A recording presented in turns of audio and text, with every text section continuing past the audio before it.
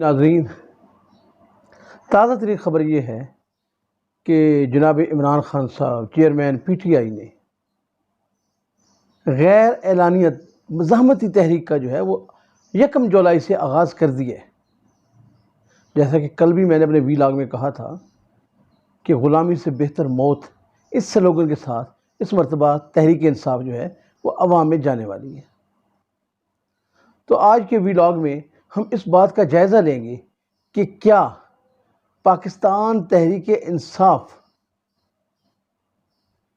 یہ جو مزاحمتی تحریک ہے یہ سیاسی تحریک نہیں ہوگی، اس کی یہ علامتی بھی تحریک نہیں ہے، یہ اپنے مطالبات کو منوانے والی تحریک بھی نہیں ہے، بلکہ یہ مزاحمتی تحریک ہے۔ یہ میں زور دے کر کہہ رہا ہوں، مزاحمتی تحریک۔ تو تحریک انصاف اس تحریک کی طرف بڑھ رہی ہے کہ ہم نے مزاحمت کرنی ہے، اور اس کا سلوگن بڑا خطرناک ہے کہ غلامی سے بہتر موت۔ تو آج کے ویلاگ میں ہم اس بات کا جائزہ لیں گے کہ کیا عمران خان صاحب جو تحریک شروع کرنے جا رہے ہیں اس سے وہ نتائج حاصل کر پائیں گے جو وہ چاہتے ہیں، اور اس سے پہلے یعنی پچھلے 1-1.5 سال کا ہم صرف جائزہ لے لیں گے، اس سے پچھلے جو تحریکیں چلی تھی ان میں حالات اور معاملات کچھ اور تھے، یعنی انہیں بہت سی سپورٹس حاصل تھی، بہت سے کندھے ان کے لیے حاضر تھے، بہت سے لوگ ان کے ساتھ چل رہے تھے،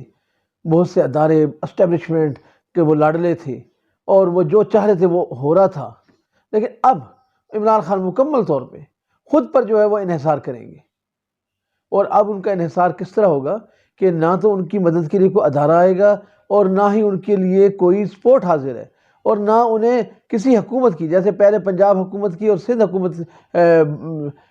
کے پی حکومت کی جو ہے انہیں مدد اور حمایت حاصل رہتی تھی، وہ اس کی محفوظ پناہ گاہیں تھیں۔ تو اس مرتبہ ایسا نہیں ہوگا، تو ہم اس بات کا جائزہ لے لیں گے۔ لیکن اس سے پہلے میں ایک اور بات، یعنی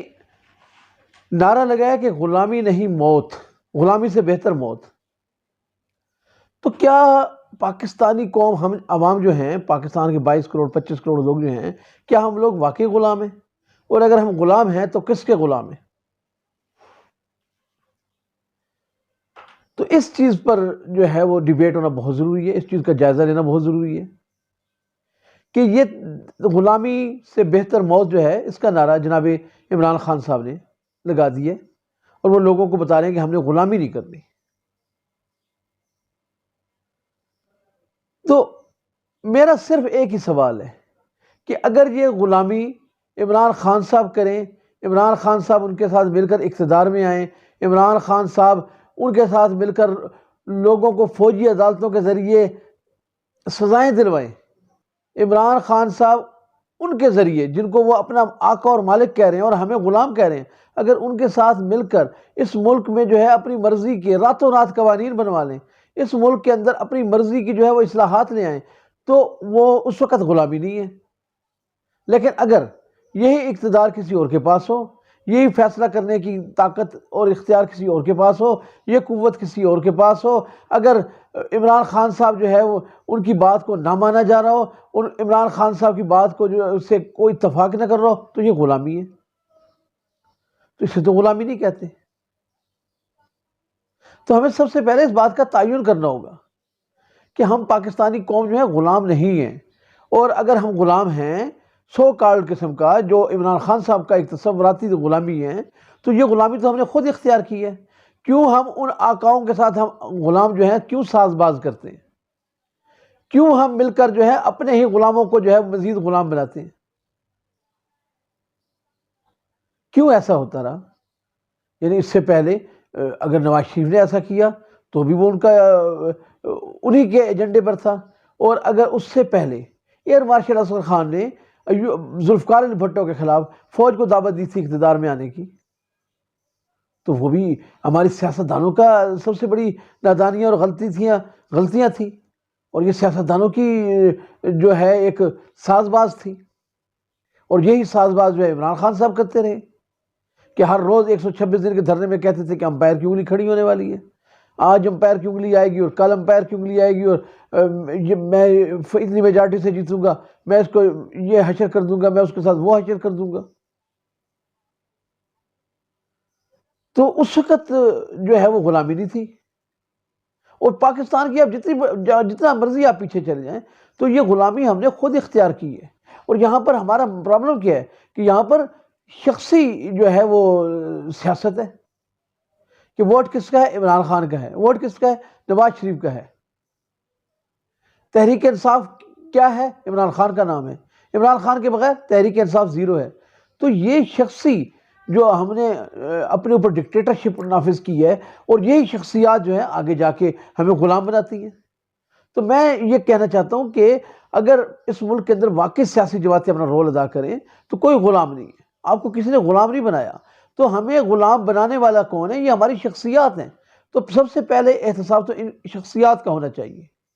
اب ہم آ جاتے ہیں آج کے اصل ٹاپک کی طرف،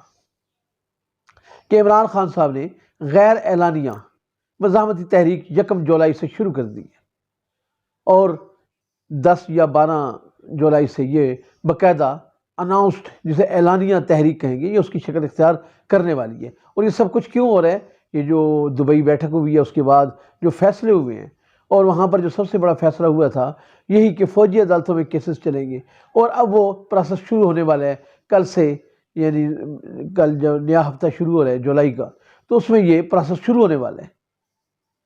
تو اس میں یقیناً وہ آخری اور حتمی بات جو ہے وہ عمران خان کے اوپر آ کے ٹھہرے گی، کہ بہت سے اس میں ایسی شہادتیں ان کے پاس آ چکی ہیں کہ عمران خان کی گردن ناپی جائے گی، عمران خان کے لیے معافی کا کوئی خانہ نہیں ہے۔ تو اب عمران خان صاحب کے پاس اس کے علاوہ کوئی راستہ ہی نہیں ہے، یعنی ان کے پاس اب کوئی دوسرا، انہوں نے بند گلی میں اپنے آپ کو ایسی جگہ پہ دھکیل کر لے آئے ہیں کہ ان کے پاس اب کوئی دوسرا راستہ بچتا ہی نہیں ہے۔ ایک راستہ سیاسی تھا لیکن وہ اس کو اختیار نہیں کرنا چاہتے، یعنی اگر وہ کچھ عرصے کے لیے تحریک انصاف سے علیحدہ ہو جائے، جس طرح ماضی میں ہوتا رہا ہے، لیکن خان صاحب اس چیز کے لیے قطعی طور پہ تیار نہیں ہے۔ اس پر بڑی لمبی ڈیبیٹ ہو چکی ہے۔ تو میں سمجھتا ہوں کہ اب عمران خان صاحب کے پاس جو ہے کوئی راستہ بچتا نہیں ہے۔ تو اب وہ ایک ہی کام کر سکتے تھے کہ وہ غلامی سے بہتر موت کی کال دے دیں، لیکن اس سے پہلے تو ہم اس بات کا جائزہ لیں گے کہ پچھلے سال سوا سال میں، یعنی جب سے جناب عمران خان صاحب کو وزارت عظمیٰ کے منصب سے ہٹایا گیا، اس کے بعد جو 3 سے 4 عمران خان صاحب نے جو بڑی تحریک کی یا دھرنوں کی یا احتجاجی ریلیوں کی کال دی، ان کے کیا ان کو فوائد حاصل ہو سکے؟ ان سے انہوں نے کوئی سیاسی فائدہ حاصل کیا یا اس سے انہیں نقصانات ہوئے؟ تو جو سب سے پہلی کال تھی وہ جب ان کو وزارت عظمیٰ سے ہٹایا گیا اور اسلام آباد پہنچنے کی کال تھی، تو اس کال میں پاکستان تحریک انصاف کو پہلی مرتبہ ریاستی جبر کا سامنا تھا، باوجود اس کے کہ اس کے پاس 2 اپنی حکومتیں تھیں اس وقت بھی، یعنی کے پی کی اور پنجاب کی، اور گلگت بلتستان بھی اس کے ساتھ تھا اور آزاد کشمیر بھی تھا۔ چلو ان کو نہ بھی کاؤنٹ کریں، لیکن 2 بڑی حکومتیں ان کے ساتھ تھیں۔ 70% پاکستان، جسے آپ خان صاحب اکثر فرمایا کرتے تھے کہ میرے ساتھ ہے، وہ لوگ ان کے ساتھ تھے۔ لیکن اسلام آباد میں جو پاکستان تحریک انصاف کی کال پر اس کے کارکنوں کے ساتھ جو ہوا، وہ آج بھی جو ہے ان کے ذہنوں سے محو نہیں ہوا۔ ایڈوکیٹ عطا اللہ صاحب تھے اسلام آباد کراچی سے MNA، اور علی نواز اوان، اور یہ تمام جتنے بھی ان کے ینگسٹر جو PTI کے جو متحرک کا جو لوگ تھے، ان کے ساتھ جو حشر ہوا تھا اور جو ان کی تحریک اور ان کی کال پر جو ڈرامہ ہوا تھا، یعنی ایک فلاپ ڈرامہ تھا، تو اس سے پاکستان تحریک انصاف ایکسپوز ہو گئی تھی۔ وہ جو ایک دعویٰ تھا کہ خان آ رہا ہے، یا خان صاحب فرمایا کرتے تھے کہ میں دھرنا اسپیشلسٹ ہوں، میں کال دوں گا تو لاکھوں لوگ جو ہیں وہ انسانی سمندر اکٹھا ہو جائے گا، تو وہ برے طریقے سے ایکسپوز ہو گیا تھا۔ پھر اس کا دوسرا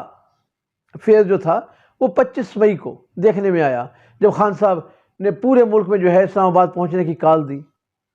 لاہور سے آنے والے لوگ لاہور میں ہی پھنس کے رہ گئے تھے، اور کراچی والے تو نکل ہی نہیں سکے تھے۔ اس طرح کراچی پشاور سے جو خان صاحب کی قیادت میں ایک نکلا، ایک گروہ اسے کہہ سکتے ہیں، اس کو احتجاجی وہ ریلی نہیں تھی، وہ اس ریلی کے اندر جو ہے یعنی ریڈ زون میں پہنچنے کی ایک کال تھی، اور وہ ریڈ زون تک نہیں پہنچ سکی تھی، بلکہ صبح 6 بجے عمران خان صاحب نے اس کے جو اپنی کال تھی وہ واپس لے لی تھی، اور خاموشی سے بنی گالہ واپس چلے گئے تھے۔ تو اس کال نے بھی پاکستان تحریک انصاف کی ساکھ کو بڑا نقصان پہنچایا، اور یہ وہی دور چلتا آ رہا ہے کہ خان صاحب کو 70% پاکستان کی حمایت حاصل تھی، یعنی ان کے ساتھ 2 حکومتیں تھیں،